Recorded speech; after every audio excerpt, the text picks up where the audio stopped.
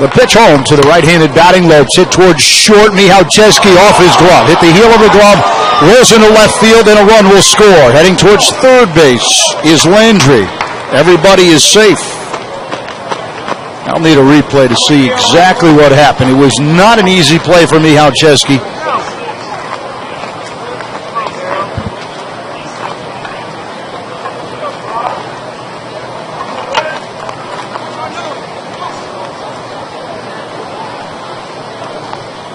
Designated hitter, I think I heard David Tompkins say E6 all the way.